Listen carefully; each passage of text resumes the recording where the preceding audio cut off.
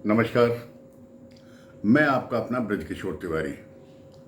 मैं क्षमा चाहता हूं कि बहुत दिनों बाद मैं अपना ये वीडियो पोस्ट कर रहा हूं।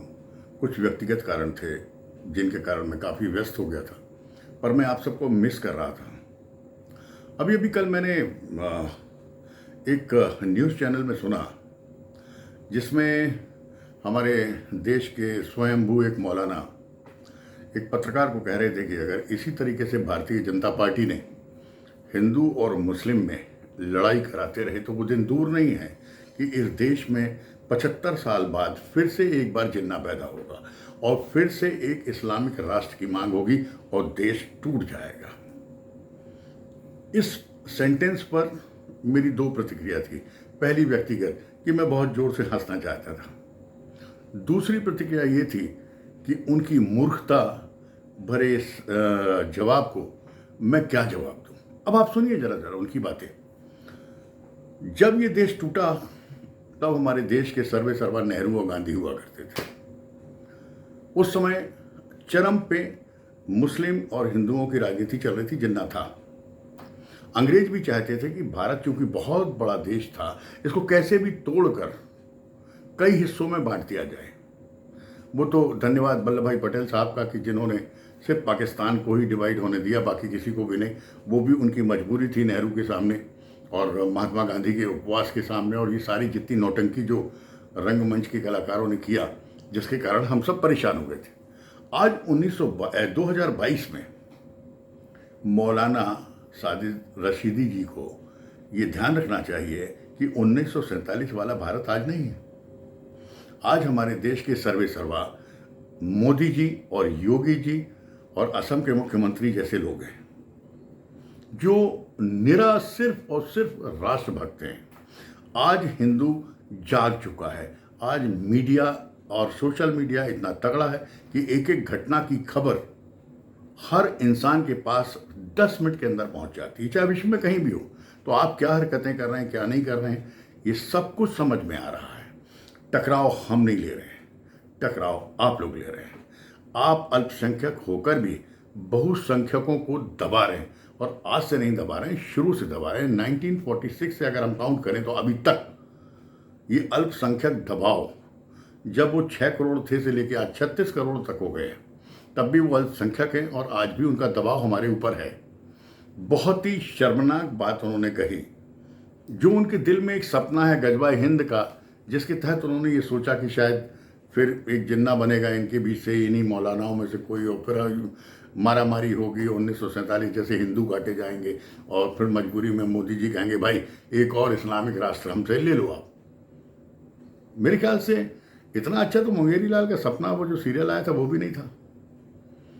कहीं से भी कोई लॉजिकल बात नहीं करते ये लोग। इनके दिमाग में क्यों बैठा है कि ये हिंदुस्तान की टुकड़ी कर लेंगे या हिंदुस्तान को तोड़कर एक और इस्लामिक राष्ट्र बनाएंगे, फिर कुछ यहाँ रह जाएंगे कि नहीं साहब हम तो जाना नहीं चाहते, कुछ चले जाएंगे, और फिर जो रहेंगे वो कहेंगे फिर एक बनाएंगे। अरे हुजूर, सबसे बड़ी बात एक है कि हिंदू कभी गर्म नहीं होता। वो शांति से अपनी नौकरी धंधे पानी में लगा रहता है। उसको कोई लेना देना नहीं आपके झगड़े से। आप सड़क पर नमाज पढ़ें, आप अजान करें, कुछ भी करें, पर अगर उसकी अस्मिता अखंडता और उसकी व्यक्तिगत जिंदगी पर बात आ गई तो फिर बहुत सारे उदाहरण हैं आपके पास, गुजरात से लेके अभी तक के। फिर आप गरी गरी विक्टिम कार्ड खेलते फिरते हो। इसलिए ज़्यादा उंगली नहीं करें, शांति से बहुसंख्यकों के साथ रहें, उनसे मिल के रहें। हम आपकी इज्जत करें, आप हमारी इज्जत करें। और देश तोड़ने का ख्वाब मोदी और योगी के रहते तो सोचे भी ना। आप टूट जाएंगे, देश नहीं टूटने वाला। दुर्भाग्य यह है कि ये जितना भी जहर इनके अंदर है, जो भी इनकी प्लानिंग्स हैं, इस्लामिक प्लानिंग, वो सारी की सारी ये आकर चैनल पे बोल देते हैं। और रोना ये है कि ये अपने आप को एक एसोसिएशन बना लेते हैं। जैसे हमारे ये रशीदी साहब हैं, ये ऑल इंडिया इमामुल कुछ उसके एसोसिएशन के अध्यक्ष हैं।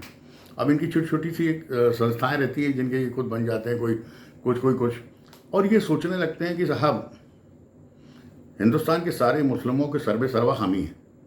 असल में इनका नाम इसलिए हो गया कि पाकिस्तान की पत्रकार आरजू काजमी जी ने इनको एक दो बार बुला लिया और इनसे 72 हूरों और इन सब पे बात कर ली, और इनके हर सेंटेंस पे हिंदुस्तान और पाकिस्तान के सभी बुद्धिजीवी लोगों ने हंसी रोक नहीं पाए अपनी, पर उसके बावजूद ये कहते हैं ना, जो जाहिल लोग होते हैं उनको अकल तो होती नहीं, उनको नहीं समझ में आ रहा कि उनकी बेइज्जती हो रही, कि उनकी तारीफ हो रही। वो बड़े खुश हैं साहब कि साहब हमने तो इतनी बड़ी बात कह दी और हम ये सब कर रहे हैं। तो मैं क्षमा चाहता हूँ। तो मैं आपको ये समझाना चाहता हूँ कि इनका जो बयान है बहुत ही आपत्तिजनक है, इस पर कार्रवाई होना चाहिए। पर दुर्भाग्य ये है कि हमारे देश के कोई भी मिनिस्टर्स इन पर डायरेक्ट कार्रवाई नहीं करते, क्योंकि ये हुजूम बना के उधम करना शुरू कर देते हैं।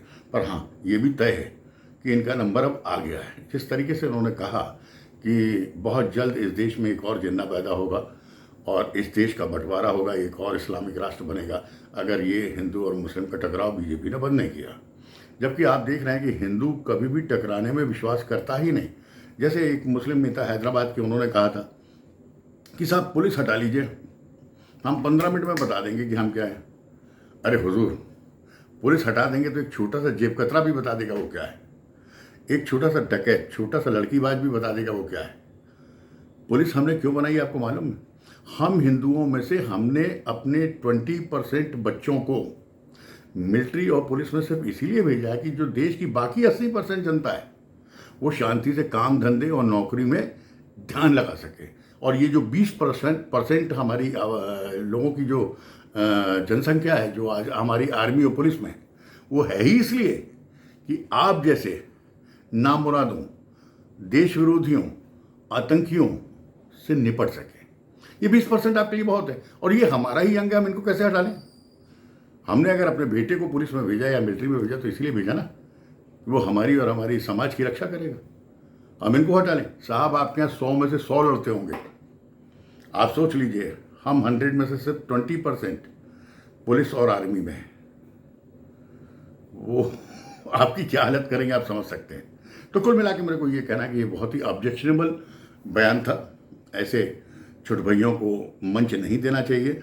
और न्यूज़ एंकर्स और न्यूज़ जो संचालक होते हैं उनसे भी मैं निवेदन करना चाहता हूँ, ये जो बंदर भालू टाइप की कुछ शक्लें आपने मुस्लिम नेताओं के नाम पर ले ली हैं और इनको बुलाते हैं और लगातार हमें साल भर से दिखा के इनको ज़बरदस्ती आप राष्ट्रीय नेता बनाए दे रहे हैं। इनको हटाओ। ये लोग बहुत छोटे लोग, बहुत दो कौड़ी के कबाड़ी लोग हैं।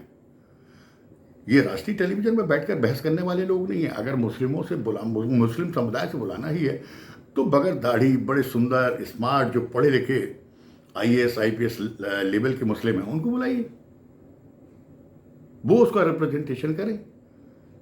ये हर शहर के एक मौलाना को आप पकड़ लेते हैं साहब, उसको उल्टा पैसा देते हैं, उससे बुलवाते हैं, एजेंडा करवाते हैं, फिर यहाँ से लड़ाई करवाते हैं और हम सबको नीचा दिखाते हैं। तो न्यूज़ चैनल सबसे बड़े अपराधी हैं जो इन सबको ये बोलने का मौका दे रहे हैं।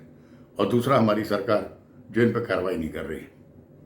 इस सेंटेंस ने मुझे दुख पहुंचाया, इसलिए मैं आज ये वीडियो बना रहा हूँ। और रशीदी साहब, आपको समझा देता हूँ, आपकी जिंदा तो छोड़िए, आपके नाती पोते की भी पूरी उम्र हो जाएगी तो एक भी जिन्ना इधर पैदा नहीं होगा। अगर होगा तो जिन्ना जिंदा नहीं होगा। नमस्कार, जय भारत, वंदे मातरम।